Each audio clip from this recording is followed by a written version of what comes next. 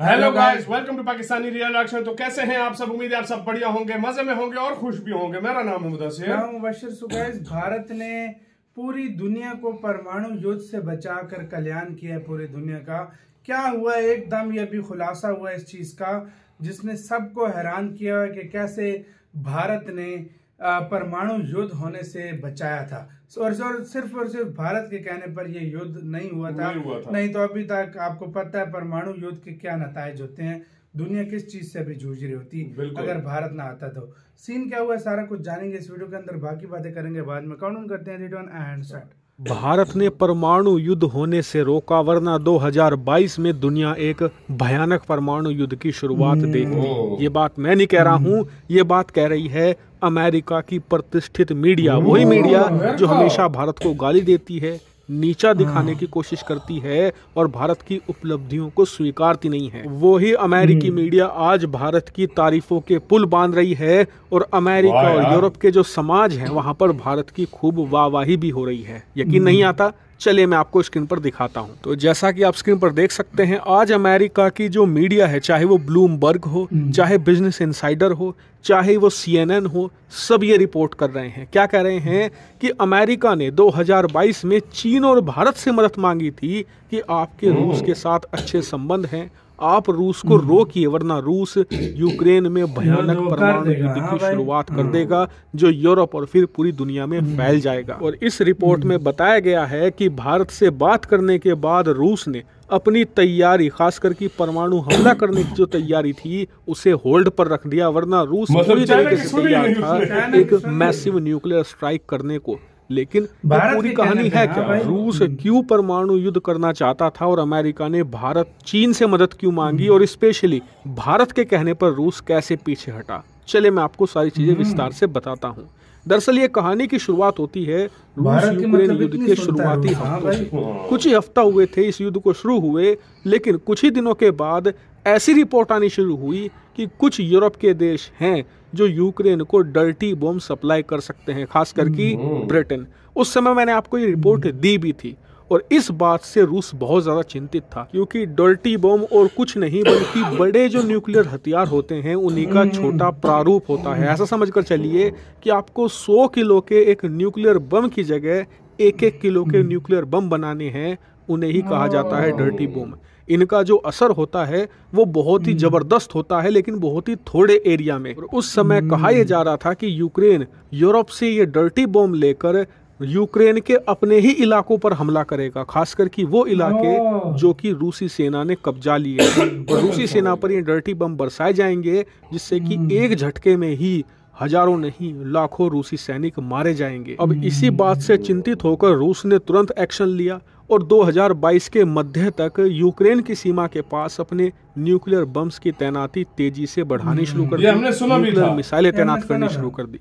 अब इस बात से अमेरिका भी चिंतित हुआ और आपको याद होगा कि रूस की इन परमाणु तैयारियों के खिलाफ अमेरिका ने ऐलान कर दिया था कि वो किसी भी हालत में रूस के परमाणु हमले को बर्दाश्त नहीं करेगा, और अगर उसने यूक्रेन के अंदर परमाणु हमला किया तो अमेरिका रूस पर सीधा परमाणु मिसाइल दागेगा। लेकिन हाल ही की रिपोर्ट में यह खुलासा हुआ है कि रूस इस बात के लिए भी तैयार हो गया था कि अगर उसे यह खबर मिलती है कि यूक्रेन यूरोप से परमाणु बम लेकर, यानी कि डर्टी बम लेकर उसके सैनिकों पर हमला करने की तैयारी भी कर रहा है, यानी कि हमला किया नहीं है लेकिन तैयारी कर रहा है, तो वो प्रीएम्प्टिव स्ट्राइक करेगा। यानी कि ऐसी खबर मिलते ही पहले वो यूक्रेन पर हमला कर देगा, इससे पहले कि यूक्रेन उस पर हमला कर पाए। अब हाल ही में जो रिपोर्ट में खुलासा हुआ है, इसमें पता चला है कि इस बात को लेकर अमेरिका चिंतित था कि कहीं रूस और उसके बीच में मिसअंडरस्टैंडिंग ना हो जाए, कहीं कोई झूठी अफवाह या खबर ना फैला दे, या कोई झूठी टिप ना पहुंच जाए रूस तक कि जो डर्टी बम है वो यूक्रेन पहुंच चुके हैं और बस अभी भी रूसी सैनिकों पर ये डर्टी बम बरसाए जाने शुरू किए जा सकते हैं। इस बात को देखते हुए पहले ही रूस परमाणु हमला कर सकता था यूक्रेन पर।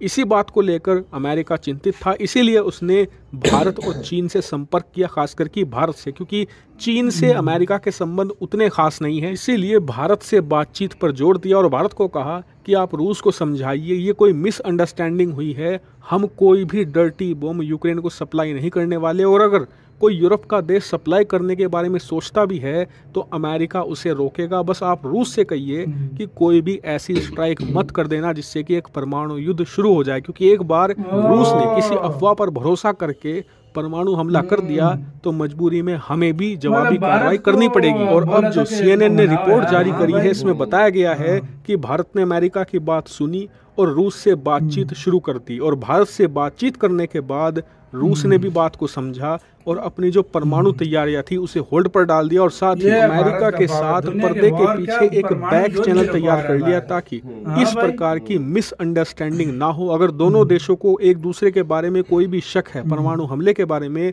तो सीधे दोनों देश आपस में बात कर सकें, कोई परमाणु युद्ध ना छेड़े।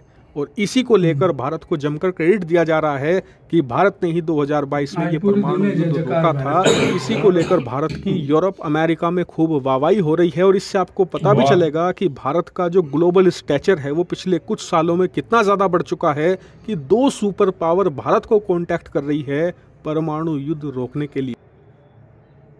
यार ये बात होती है, देखो युद्ध क्या, अब तो परमाणु युद्धों की भी खबर आ गई है कि भारत ने रुकवाए में। और क्या चाहते हो भाई? और तुम क्या मुझे अच्छे तरीके से याद है 1-2 बार मोदी जी ने उनसे बात की थी। अब हमें नहीं पता कि क्या बात हुई, क्या सारा कुछ, लेकिन शायद वो यही बात थी। और ये बात सच भी है कि इसमें हमने खुद उस वीडियो को देखा भी था, हमने शायद रिएक्ट भी किया हो, क्योंकि इंडिया कह रहा हूँ रशिया ने कहा था कि अगर मतलब हम उड़ा देंगे क्योंकि वो हमारे खिलाफ कोई डर्टी बम यूज करने की कोशिश कर रहा है। तो ये मिसअंडरस्टैंडिंग थी उनको भी।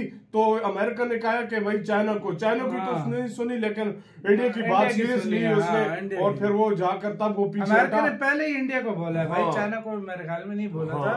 चाइना की वैसे भी इतनी नहीं सुनता, लेकिन भारत की उसने इजीली सुन ली। और देखो भाई किस तरह परमाणु युद्ध रुक गया, और अभी पूरा यूरोप तारीफें कर रहा है। अगर परमाणु युद्ध हो जाए तो दुनिया का भी क्या हाल होता है। अच्छा, काफी सारी ये चीजें ऐसी होती है ना, अमेरिका के बारे में मशहूर है, वो एकदम से दुनिया के सामने नहीं लाता, वो कुछ टाइम गुजरता है तो तब वो खबर आती है। तो असल बात ये थी, अब वो दुनिया के सामने आई है।